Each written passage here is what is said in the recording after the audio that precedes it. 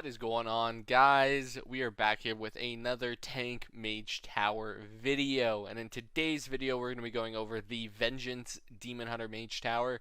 And in my honest opinion, this was the second easiest. This was actually the easiest one that I've completed. It was very simple compared to a lot of the other ones. A lot of that comes from the fact that you never can get knocked off because you have Glide and Infernal Leap. And you're, pretty tanky. But it literally took me one pull. As you can see, I killed it. Inquisitor Varus, #1, and I killed it. You can see all the other stuff I did, like a plus 12 Plaguefall. But yeah, I don't think this guy is going to be very difficult if you are going for the Demon Hunter one. But I'll go through, kind of the gear I was wearing and the talents that I did run. So the gear I was wearing was just, majority of the time, was just the best Shadowlands gear. Like all the other tanks that I've done, I've ran this heirloom necklace with Mark of the Hidden Satyr. It is extremely good. We can go here and see it did 6k damage, which was very good for an enchant. I ran Eternal Skirmish on my chest as the enchant. We can see that did here. It did 3k damage, also very good. I ran an heirloom weapon with Crusader on it. Although I am a Demon Hunter, Crusader did do a decent... It did a lot less healing than the other ones, but it did do a decent amount of healing. It did 11.5k healing, which was really good. Just a little bit under my last resort. Demon Hunters have a lot of passive healing anyway, so it's not mandatory. You could run, Lightless Force here or whatever you choose to. I just ran it for safety, just a little bit of extra healing. Sinful Revelation, just to do a little bit more increased damage. You can see my other enchants here. I'm not going to talk about them. Pretty standard. I ended up running the Heirloom Trinket as well. Just, so I could have the good uptime. Let's go here. I guess I can't pull it up. The good uptime, Demon Bane was up for 3 minutes and 55 seconds, which means I was just doing 10% increased damage to minions for 3 minutes and 55 seconds. Really good. Trinkets I ended up, talents I ended up running are this: Abyssal Strike, Fallout, Spirit Bomb, Fracture, Quicken Sigils, Demonic, and Last Resort. Abyssal Strike gives you more damage. This just gives you more damage and healing, because if you use Immolation Aura, you're going to have more souls to then use for Spirit Bomb, which increases your healing and your damage. Spirit Bomb, for obvious reasons, just the best DPS talent that you can take here. Fracture, because you want more souls for your Spirit Bomb.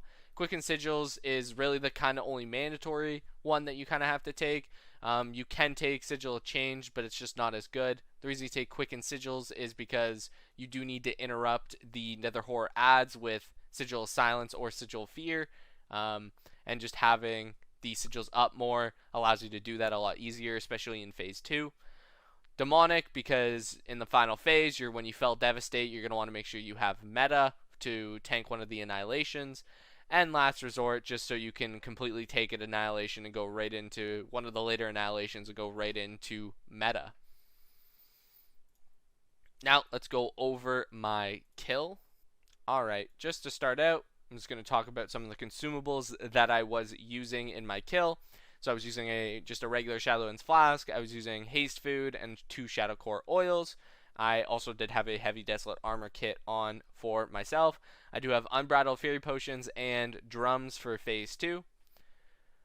Honestly, going into this, I didn't really know what to expect. I hadn't done the Demon Hunter one in Legion, so I didn't really know what I was going into. I just kind of, went at it. So I just jumped in, started doing big damage, pop meta for damage. I thought I'd be able to throw glaive the eye here to kill it, but it doesn't actually kill it. I realized later on that you do Infernal Leap onto the eye to kill it, which is a really cool mechanic.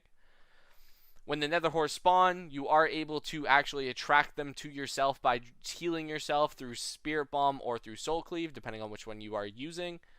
When their casts go off, you're going to want to use either your Sigil of Fear or your Sigil of Silence. I choose to use my Sigil of Silence for the first one.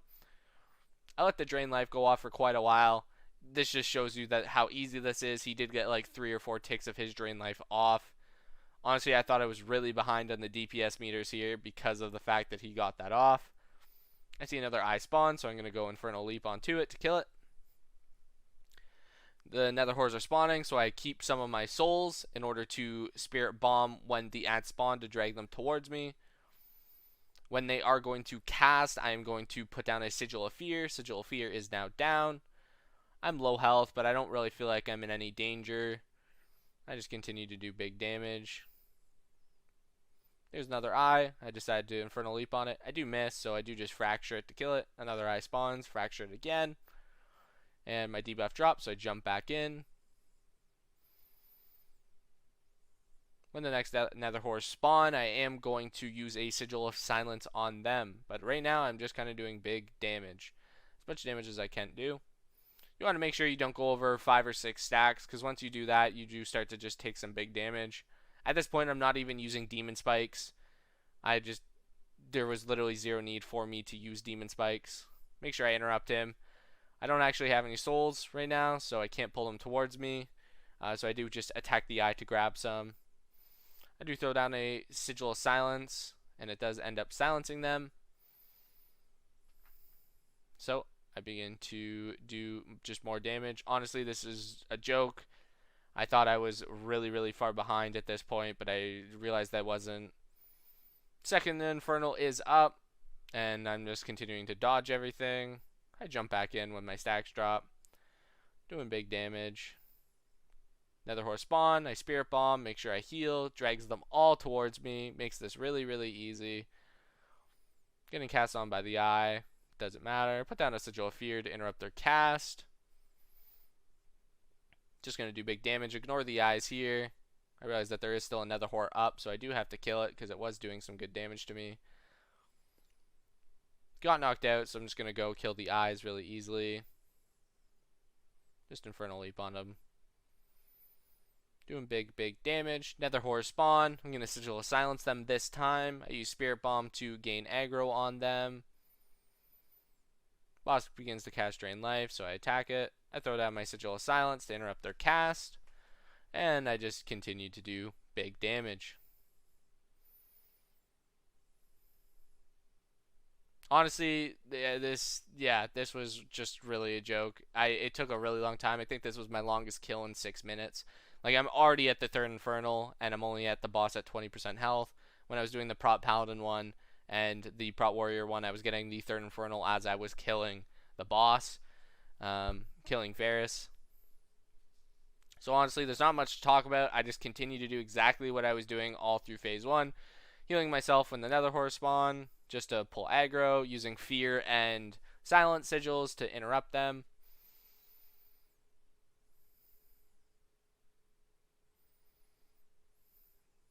Just doing as much damage. I honestly try and push him here, just so I don't have to get a fourth Infernal spawn, and try and push him through the Nether horrors.